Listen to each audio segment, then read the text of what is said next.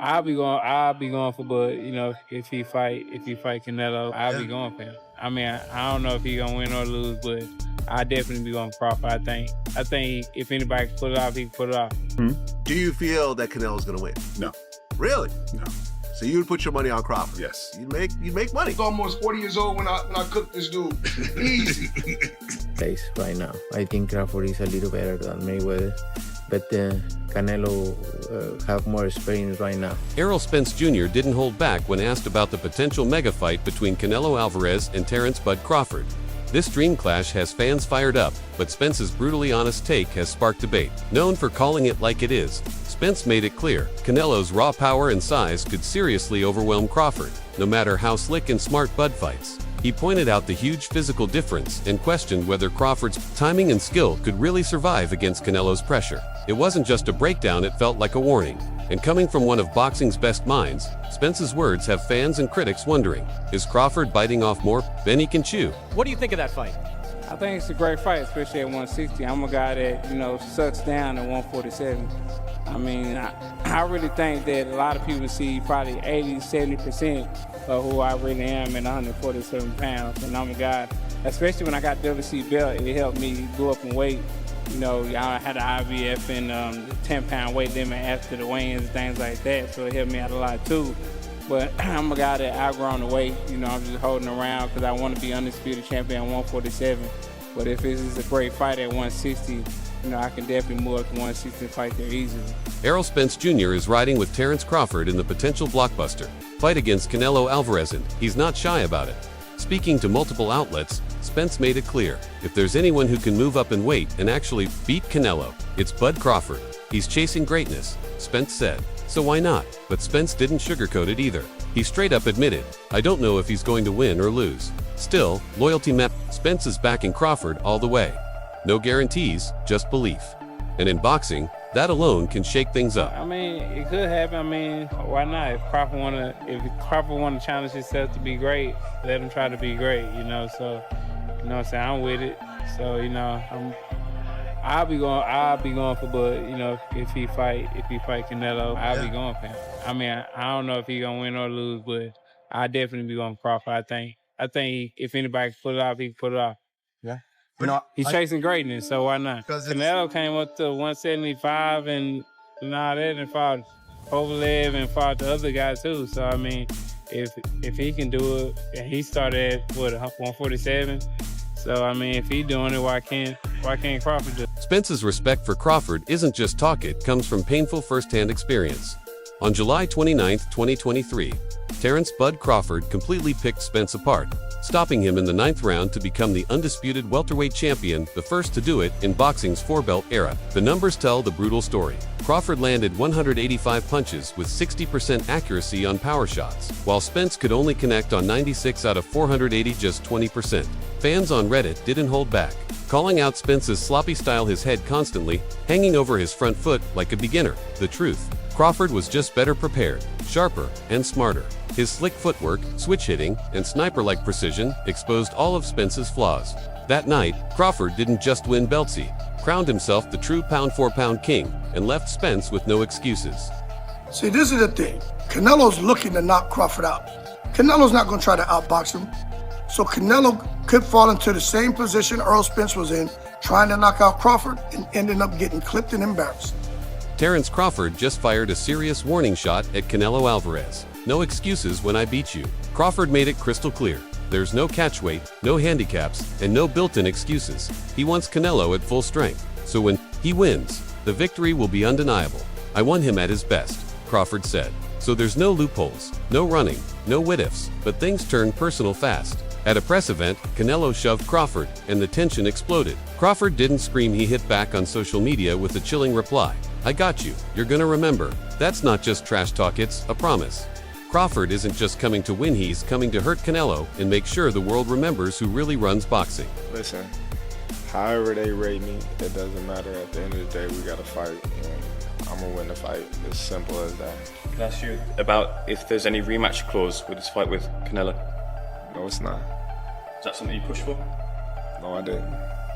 And is any weight restrictions to the fight at all?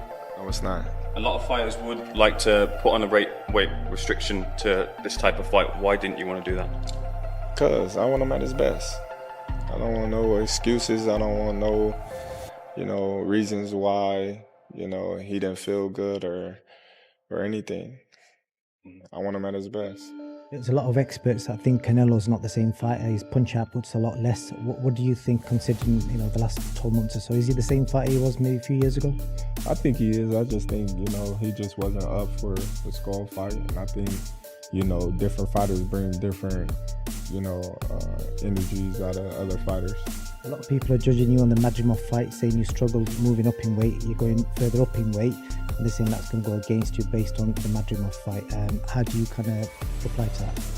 Oscar De La Hoya is stuck in the middle about the big fight. On one side, he admits Canelo's size and ability to take punches at 168 pounds make him a scary opponent. But on the other, he's full of respect for Crawford's smarts, footwork, and quick adjustments, even comparing him to Bruce Lee in the ring. De La Hoya says Crawford's heart and brain give him a real shot. But he still can't shake the old boxing truth. A smaller man has never beaten a bigger, stronger one. So, he's not picking sides just yet. When it comes to toughness, Canelo's no joke. He's survived bombs from Sergey Kovalev at light heavyweight, gone toe-to-toe with Gennady Golovkin through 3 brutal fights, and shrugged off heavy shots. From Dmitry Bivol, that kind of damage builds a kind of resilience most fighters can't touch.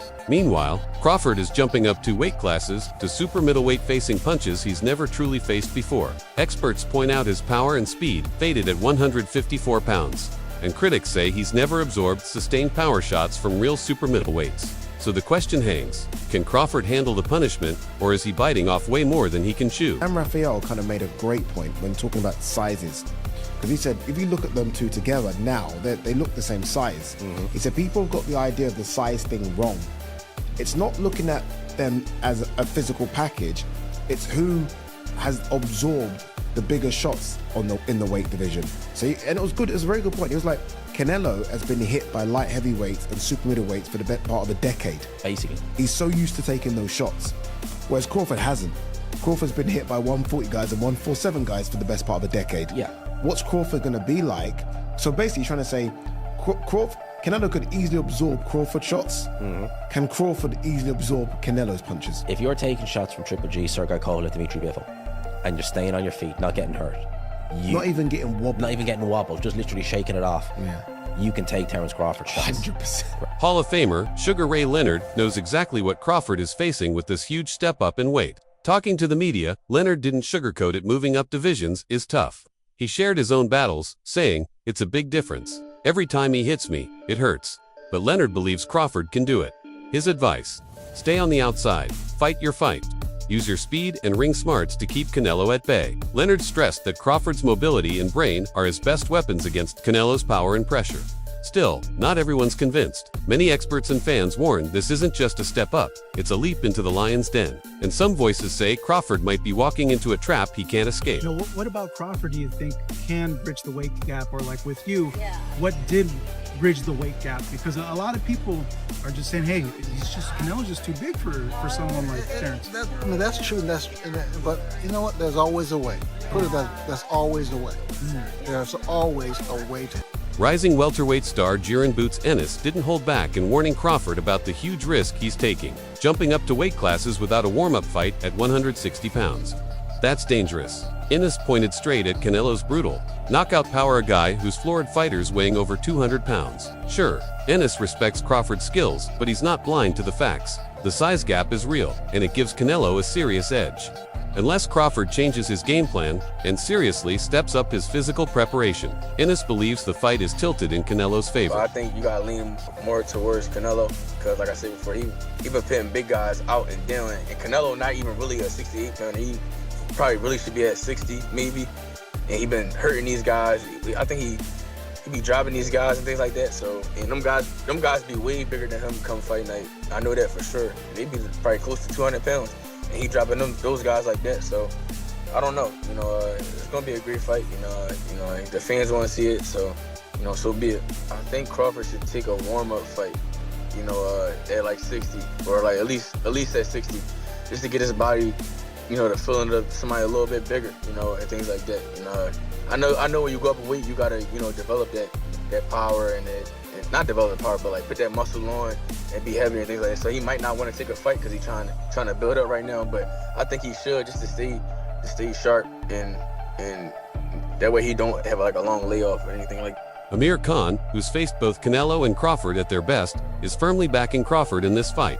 He praises Bud's incredible boxing IQ, slick footwork, sharp movement, and precise punching. Khan pointed out that in their fight, Crawford was way harder to hit than Canelo was. Khan could land on Canelo much easier. While Khan admits Canelo's one-punch power is next level, he believes Crawford's smart ring IQ and tactical skills give him a real shot. But there's a catch. Crawford has to respect the dangers of moving up in weight and not underestimate the power he'll face. Them both. Like, what are the differences between them? Canelo's strong and he's easily hit. Very easily hit, very easily. Compared to when I fought against Crawford, I couldn't hit clean. They both hit hard because, and you could see the strength when I was fighting against Crawford. He is very strong as well. So, look, yeah, but why does he need to give that much away? He's pound for pound #1 in the world. Why does he have to go for fighting Canelo? I think that Crawford could beat him because Crawford is a big 147 fighter and is strong as well, which a lot of people don't give him the credit for. I think that fight, if it does happen, as long as Crawford stays away and just boxes and be smart, he can win that fight. I think Crawford's a better fighter than Charlo, and he's a smart fighter as well. He switches and everything, so that would be a very good fight.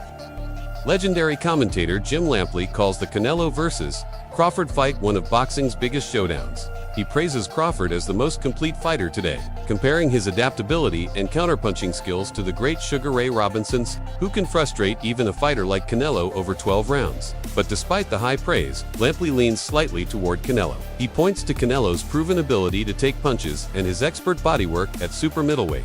According to Lampley, Crawford has to outbox Canelo completely to win. There's no room for mistakes. One slip-up and Canelo's power could turn the fight around in an instant. Crawford is going to fight Canelo because even if I have some doubts and misgivings about the size matchup, it is two action fighters who like to fight aggressively at times, not all the times, going against each other, and we'll see who can open the other person's tuna can, so to speak.